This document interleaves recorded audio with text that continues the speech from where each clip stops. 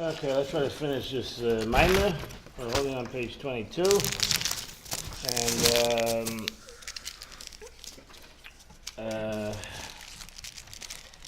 says the Rebbe talks about the concept of Rosh Chodesh. Coming up to Rosh Chodesh is coming Thursday, and Rosh Chodesh.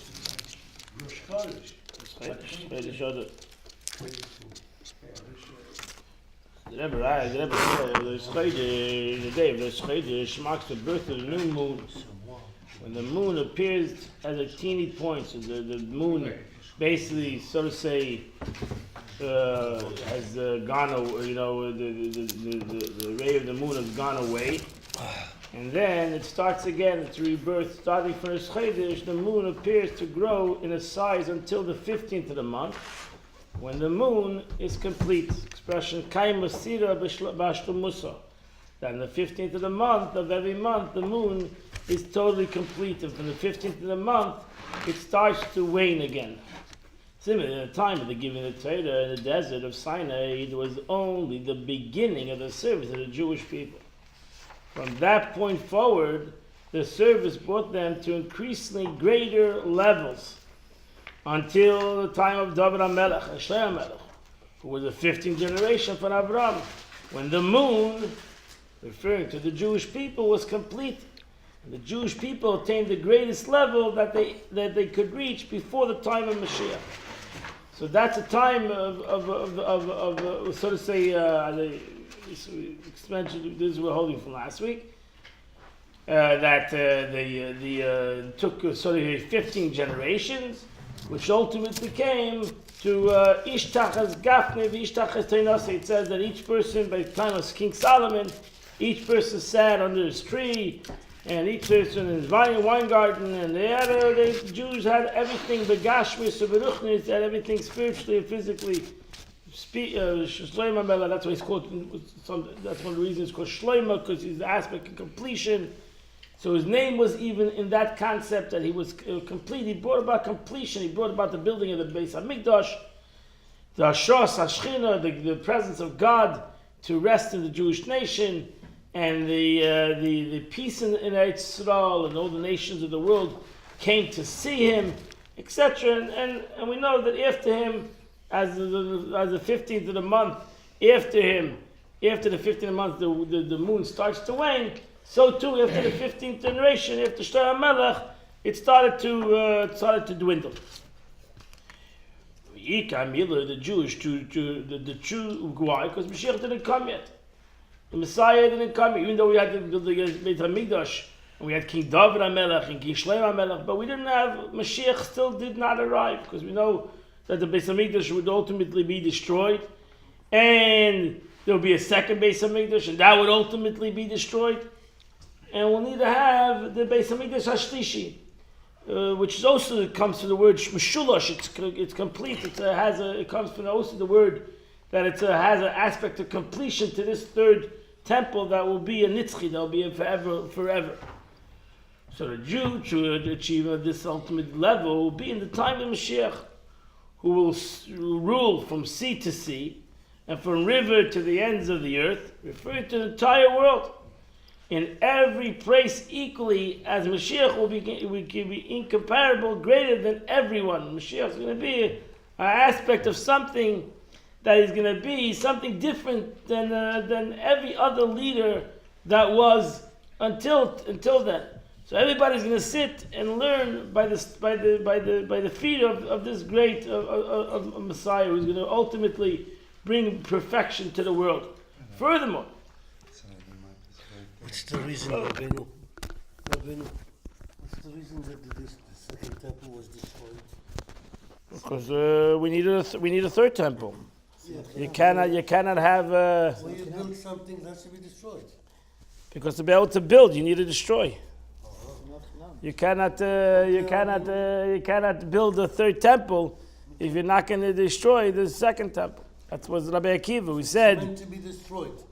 Rabbi Akiva said that when Rabbi Akiva saw the destruction of the second temple, he was happy, and he said, because now I see the prophecy of destruction has come to happen, and I'm sure that the prophecy of rebuilding will happen. So you cannot build, you're not allowed to build, you're not allowed to destroy if you're not going to rebuild. That's the question that's asked in the halacha. How can the Eibishter let the Beis Hamikdash be destroyed? When al pi halacha you're not allowed to destroy something, you're not allowed to destroy a temple, you're not allowed to destroy a synagogue, al pi halacha. So how can God destroy the temple? If he's al pi halacha, not allowed to destroy al pi halacha, you're not allowed to destroy a shul. Right. Yadayim, with your own hands. The answer is, the only reason the Eibishter follows halacha. And the halacha says you're only allowed to destroy if you're going to rebuild. So since that we're going to rebuild, so therefore, the God is following halacha. The only reason why he destroyed is because he's going to rebuild. So he destroyed the first temple to rebuild a bigger second temple, bigger in building and bigger in years. And he destroyed the second temple because Be'ezrat Hashem, he's going to rebuild the third temple that is going to be forever. Well, nobody likes empty lots, so you should do it right away. Amen. Yeah. Amen. One Amen. reason I think Well, the Abish does it. The Abish to rebuild it. It says it's in the Shemayim. It's waiting to come down. So it's ready. What do you want? He says you don't have to. You don't have to rebuild.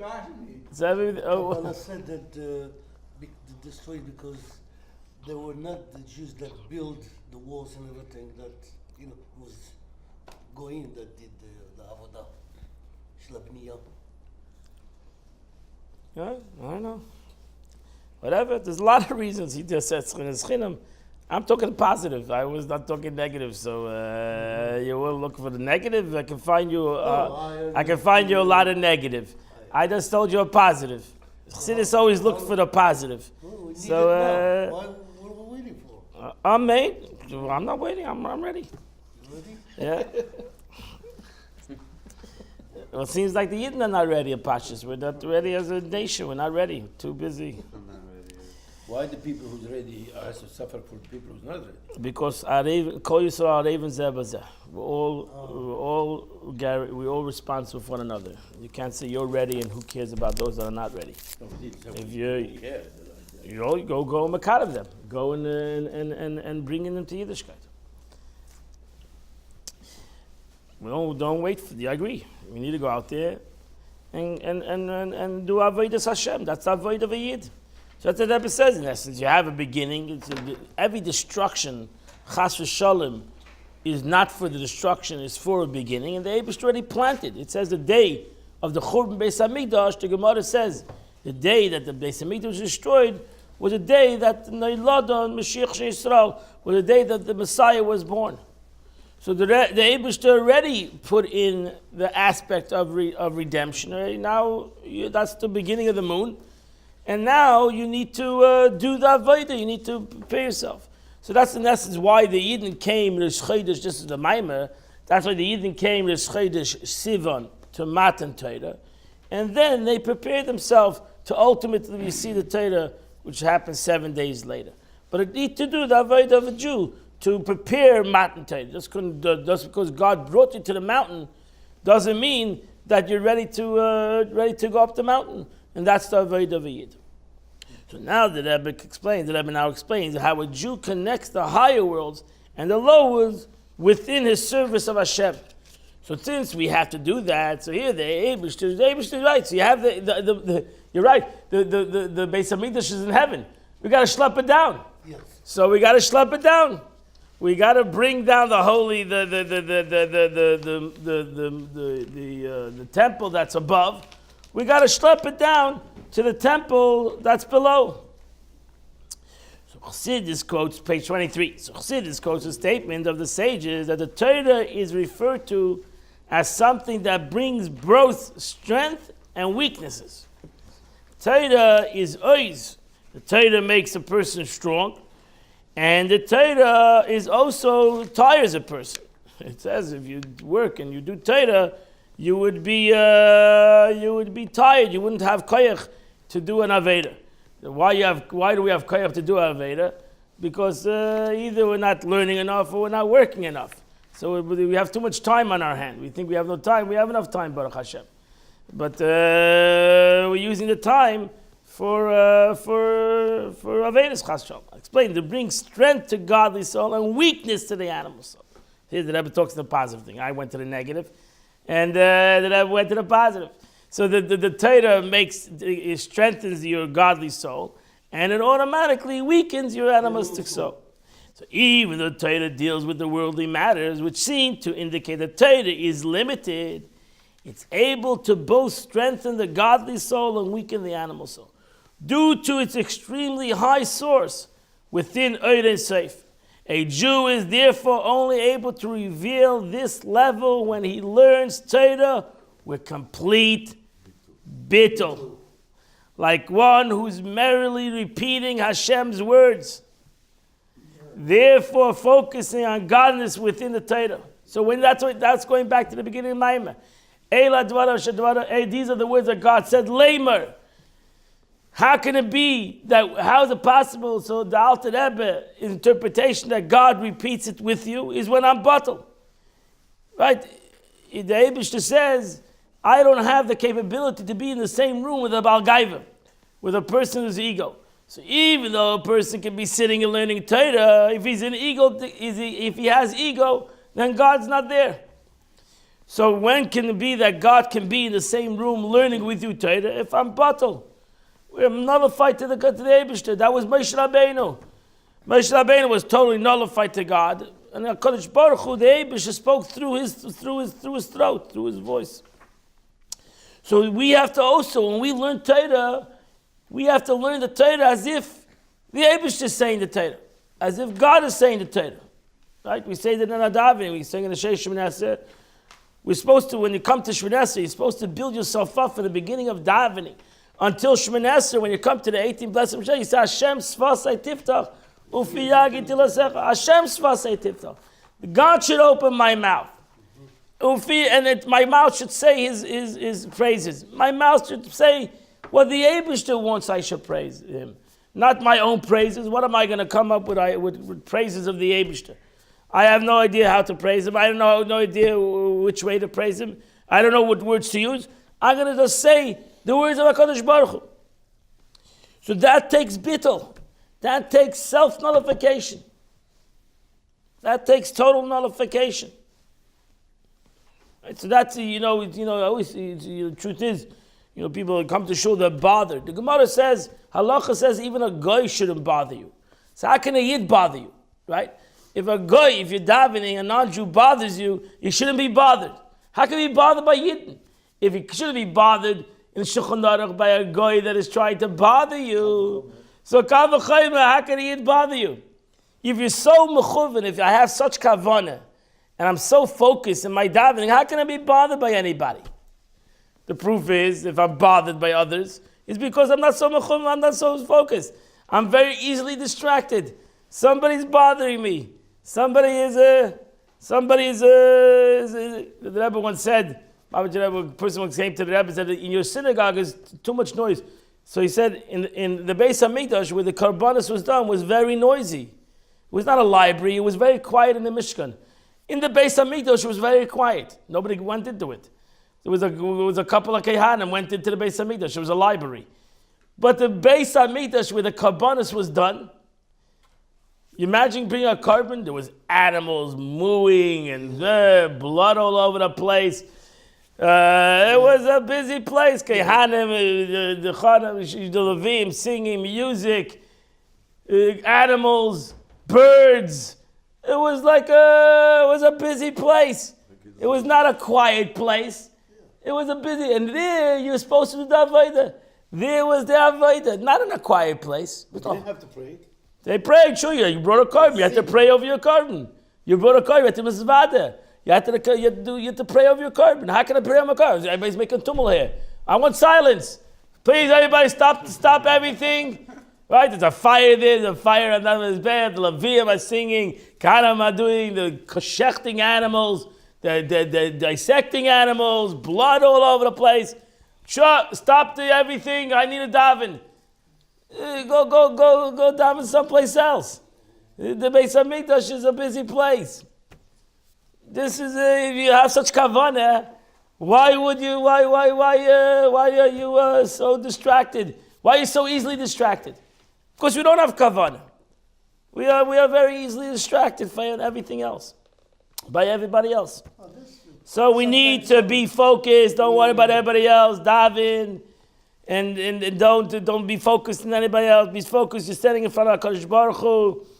I'm not saying it shouldn't be silent, but sometimes the shushking is more louder than all the talking. Everybody shushking, shah.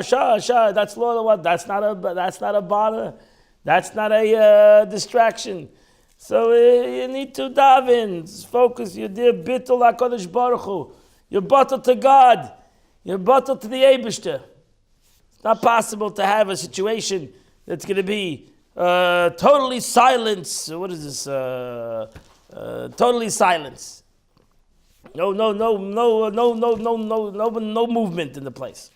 Unless you're filming, then what? Unless you're filming. Unless we're filming, then we have to be quiet. Unless you're in a movie theater, then you have to be quiet.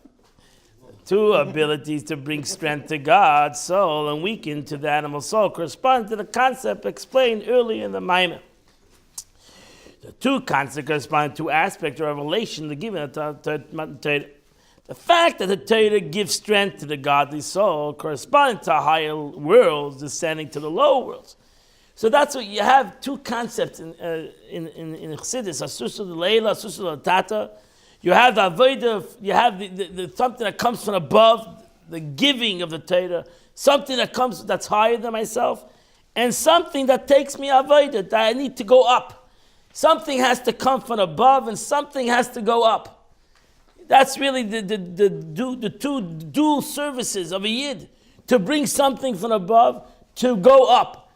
If you just bring from above, you don't go up, it's not worth anything. If you go up and you don't connect it to above, it's not worth it. Where are you going? So there has to be these two avodas. That's why in general you have Torah mitzvahs in many ways. Torah is the avodah from above. I learned Torah Hashem. And do I do a mitzvah? My mitzvah is my avodah, my service from below.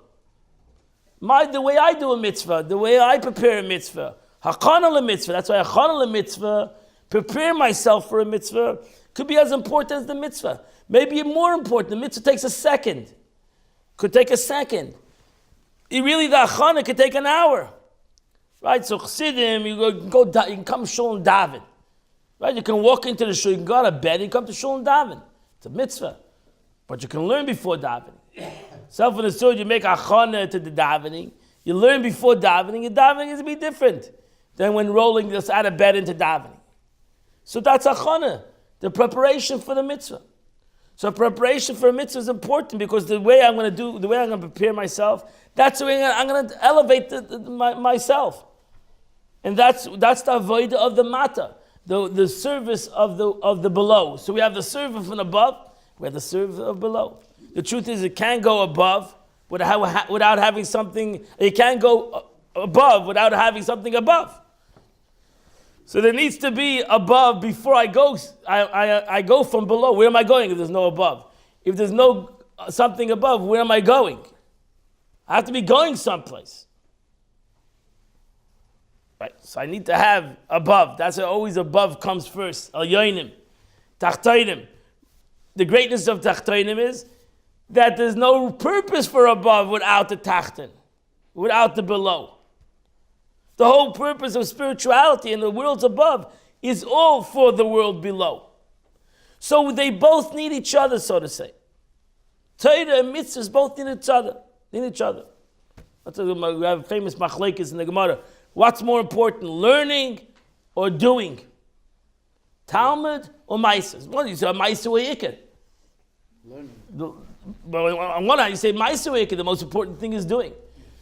Then you say Talmud Torah Keneged Kulab. There's nothing greater than the learning of Torah. So what's more important? So the Gemara answers, Talmud Ikar. Why? Talmud Mevi L'dei Maaseh. Because learning brings you to action. So if learning didn't bring you to action, then you should stop learning, just do. Right? If you're going to learn and never bring you to action, then why are you wasting your time learning? Then just do it. Forget about the learning. Right? Yeah. If the learning brings you to action, then learning is better because your action will be a better action. And you know how to do it. And you know how to do it. But let's say I'm saying I don't know how to do it. I'm not gonna do it till I know how to do it.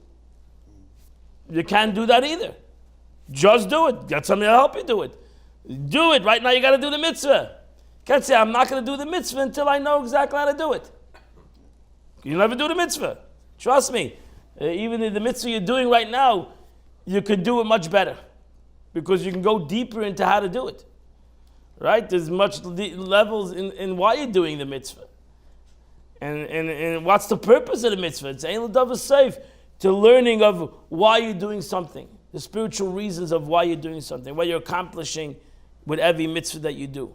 So it's Ein L'Davar Safe to the knowledge of what you're going to come to the purpose of every mitzvah. So, but these are these two aspects, and the truth is a constant situation. I constantly need to learn, and I constantly need to do the mitzvah over and over and over again. I need to put on tefillin every day, even though I put on tefillin yesterday. Right? So you have, because these things need to keep on transforming, going higher and higher. So the more I learn, the more deeper I do. The more I do, the more deeper I learn. And the more I learn and keep it, that's Yash Chayzer. Shav, constantly there's an that goes backwards and forwards. So the fact that Torah was given for the strength of the godly soul corresponds to the higher world, descending to the low. That's Asarus de Le'ela.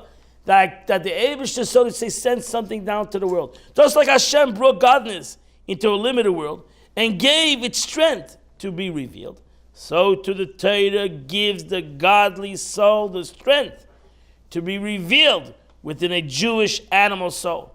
So how do we have that? How does the godly soul have? What's the food? What's the food of the godly soul? Just like you know that you cannot live without food. What's the food of this godly soul? What's the life force of the godly soul? Is Torah. Learning of Torah, ain't oiz ala Torah. There's nothing more strengthful to my nefesh halakis, my godly soul, than the learning of Torah. Gives the bread. That's why the Torah is called lechem. Kilei lechem levada yichi adam. Kalmei pi Hashem yichi adam.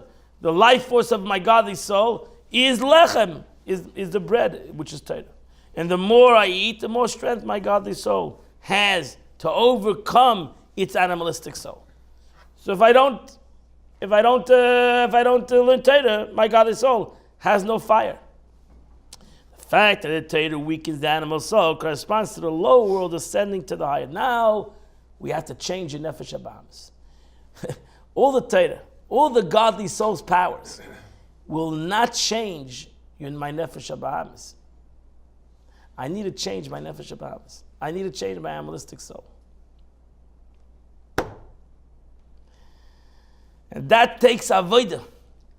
That takes my service. No learning and no spirituality is going to help me change my animalistic soul. I need to take the learning of Torah and to ultimately change my character. That's what I got to do. And if I'm not going to change my character to have better chesed, to have better, be a better person, I'm never going to change my animalistic soul. I will always have. Now we understand what bipolar is. I'll be bipolar. I have a godly thing, but when it comes to my animalistic soul, I am an animalistic animal, and I have a dual life. Why? Because I've never did avodah of working on my animalistic soul. You can't dance in both bodies. No, you can. No, you can. You're bipolar. That's called bipolar. You have your Jekyll and a Hyde. We are like that. We're great people, and when we're bad, we're bad. We're wonderful people, and we're hurtful people. Right? We're ready to help people, and we hurt people. How do you do both? How do you do both? It's easy. We're professional at both. We're professional. We do both. And it's seemingly fine to us. Why? Because I never changed my nefesh habahamis. Never changed my animal soul. I learned. I davened. I did everything, but never changed me. I never changed my midas, my nefesh habahamis. and I never change my character. That takes avodah. That takes. I have to take my animal soul and bring it up. I gotta take the Torah and know how to talk to my animalistic soul to bring it up, to elevate it. Go up, become better. I'm not going to get rid of my animalistic soul. Trust me, never going to get rid of it. I just got to elevate it. I need to bring it up a little bit. I need to refine it. I need to know. Talk to it. Talk. Why sigufim? Sigufim is not going to work. You need to talk to it. You need to explain it. You need to develop it. Hurting it is not gonna help you. That's a famous statement of Baal Shem Tov. If you see your animalistic soul is struggling underneath the burden, you have to help it. You have to unload its burden. Help him out with its burden. Oh yeah. Refine the ability to refine the physical through Torah and mitzvahs, just like Hashem weakens the limited world, restrains the godliness at the time of the giving of the Torah, so too the Torah weakens the animal soul restraint to reveal revelation of the godly soul. So it's self-understood. You cannot have a true revelation of the godly soul if you're not going to weaken if I'm not going to refine my animalistic soul. Because my godly soul isn't me. So my godly soul is in my physical reality. And therefore I need to refine my animalistic soul if I want my godly soul to shine. How you do it? You need to do Avodah. You need to work on yourself. You need to work on your midas. You need to change. You need to say, the Torah tells me, Mahu racham afatu racham. The Rebbe says, I have mercy, you have to have mercy. Mahu chesed, I have to have chesed. I need to follow Midas Shal HaKadosh Baruch Hu. I need to follow the midas of the Eibishter. How can I follow the midas of the Eibishter? Well, how can you say Mahu Racham, Mahu Racham? That's like God is merciful. I should be merciful. God is merciful. God is God. How can I? Because I have a godly soul. So I have a chelik l'kavim mal mamash. I have a part of God within me, and therefore my godly soul wants to shine through my animal soul. So that's like the Eibishter is merciful to the world. He's not. He's merciful in this world. So too, I need to be merciful within my world, within my body. I need to be like the Eibishter. I need my godly soul to shine through my animalistic soul. I cannot live two lives.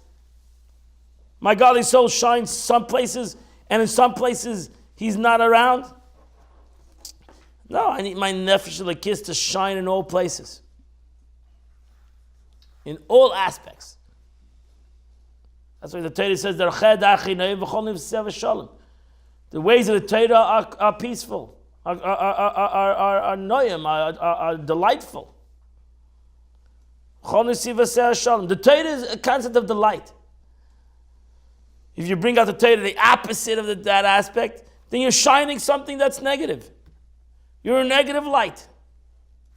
That's not the Torah. The Torah is a positive entity. God's a positive entity. Olam chesed yibana.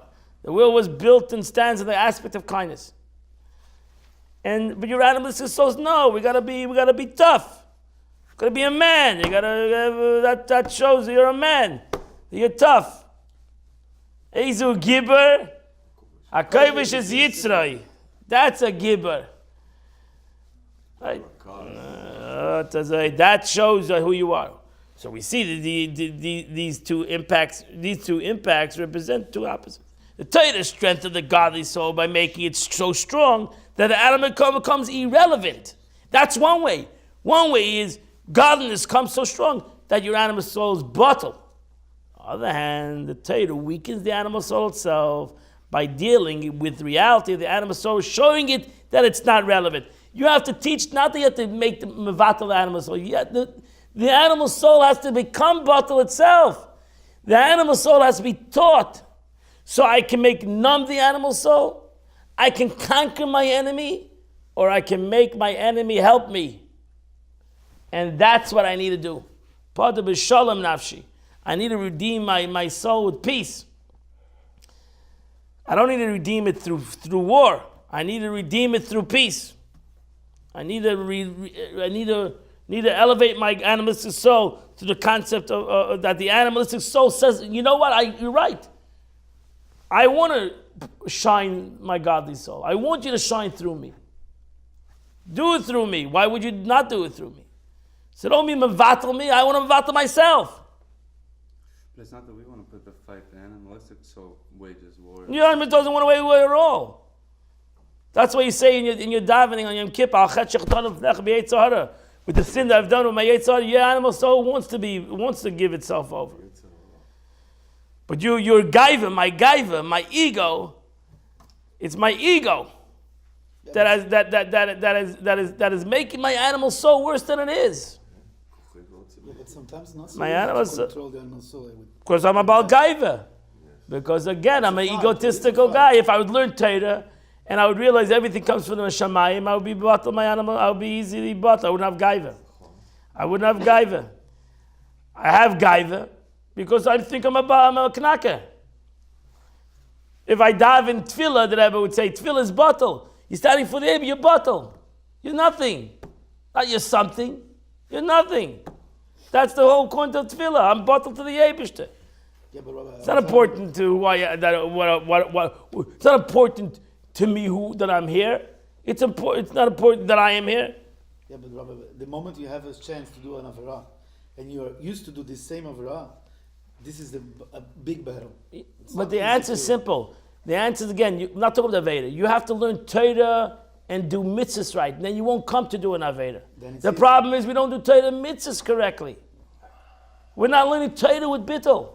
We're learning Torah with gaiva. And that's why the Torah is corrupted. Because the Torah we're learning is learning with ego and we don't learn it right. We don't do mitzvahs right. That's why it does not change us.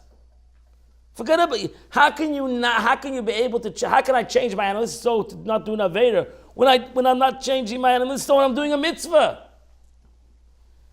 So if I can do a mitzvah, if I can learn Torah with bittul, then I can teach my animal soul to have bittul.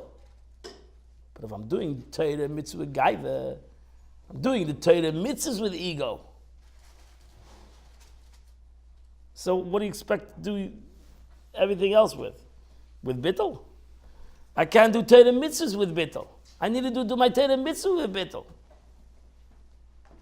That's why I need it. That's why it says the first thing you do is go daven in the morning. Yeah, but what a person Because if you daven in the morning with bittul, the rest of the day is There's bittul. many Jews that they don't study Torah. And the moment we have I'm talking about Zalman book. What about other Jews? Myself, we're here, we're davening. We're here to learn. I need to learn with bittul. I need to daven with bittul. Well, don't worry about others. Others will see you be such a wonderful person. They want to become a wonderful person. They want to learn. They want to be like you.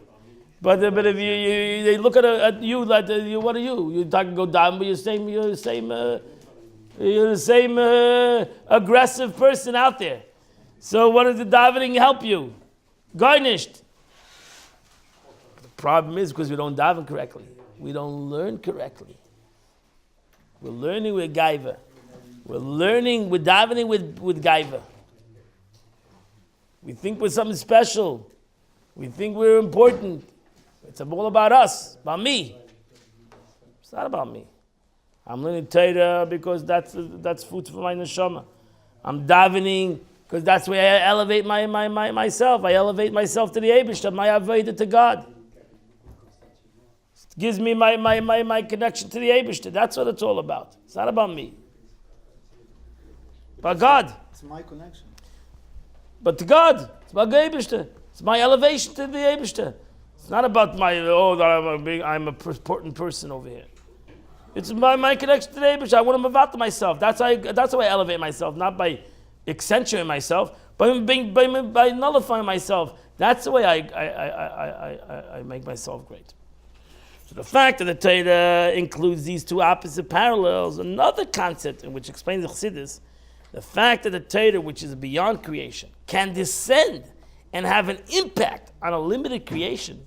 This shows that in addition to the fact that the source of the Torah is Ein Sof, the infinite revelation of God beyond creation, Hashem's essence is drawn down into the Torah, which enables us to contain two opposites.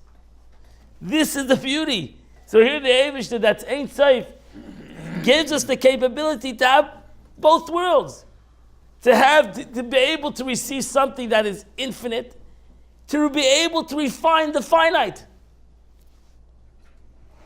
I'm gonna connect to something that's infinite, and with that connection, I'm gonna be able to refine something that is finite. How can I change my midas? How can people change? The reason you can change is because you're connecting to something that's higher than you. That's how you can change my finite. How can I change my midas? How can I change my character? It's because I'm connecting to something that's greater than me. I'm connecting to something that's higher than me. So that's why in one action, one stone kills two birds. In one action, in one aspect, I can have two different concepts. I can have the concept of revelation of something that's greater than me. And the purpose of it is to be able to go higher than me, to be able to refine myself, to be able to become better. They're two conflicting worlds. But they come together at once. Because it comes from HaKadosh Baruch Hu. That's what we're striving. If I'm bottled to the Eibishter, if I'm bottled to the concept, if I'm nullified to the concept, then that moment I have these two concepts. Because both come from the same source. They both are the same purpose. You can have a conflict, like I said in a different class, you can have a conflict when you don't understand the purpose. Okay? If you understand the purpose, then they're not conflicting. Because they're both the same purpose. So you can have, like Yidden, how can we find a unity within Yidden, between two people? It's because we both have the same purpose. We might have two different agendas, but the two different agendas are the same purpose. So you have Ish v'Isha. We both are two different entities, physically, even maybe spiritually. That's right. But we both have the same purpose. So in the purpose of things, which is God, there's no difference. What is to God? That's the expression of the Gemara, Shivim Palmot Torah, 70 ways to the Torah. So there's 70 ways to go to journey this journey. And they're both equally important. That's what he said in the Gemara, Div L'Kim Chaim. You have two rabbis arguing, they're both right, because they both wanted the same purpose. Ultimately, in halacha, how to do it, you cannot do it both ways. But in the purpose of what they wanted, it, they're the same. The purpose was the Eibush that served God. So you can have two different purposes in the service of the Eibishter. Question is, how do you do Div L'Kim Chaim right now, when you say like you're going to follow Hillel? How do you do Shamay? Because in a spiritual sense, you can do Shamay right now. Right? In the purpose, which is spiritually, you can do the purpose right now. That's what the Rebbe says in essence. L'chayre, you're going to daven now. To daven, you need a kohen, you need a levi, you need a Yisrael. You need three different things. So you say it in the davening right. When you daven, in essence, when I daven, I'm a Yisrael. I'm the kohen, I'm the levi, and I'm the Yisrael. I became three entities. Also Tzibur. No, but this aspect, I become the kohen, I become the levi, I'm the Yisrael. I became now three entities. In the time of the Beis HaMikdash, no, the kohen was the kohen, the levi was the levi. But right now, I need to become everything. How can I become everything? Because in the aspect of what I want to accomplish, then I become the kohen, I'm the levi, and I'm the Yisrael. In the aspect of the purpose, I can do all three. That's why every mitzvah that you cannot do it, begashmias today, up Chassidus, you can do everything beruchnias. That's what the Torah says. If you read the Korban Oila, it's like you brought a Korban Oila. So you understand the purpose of the Korban Oila, it's like you brought a Korban Oila. If you understand the purpose of the Korban Chatas, you learn the Torah, then like, as if you brought the Korban Chatas. I didn't bring the Korban Chatas. You know, as if you brought the Korban Chatas.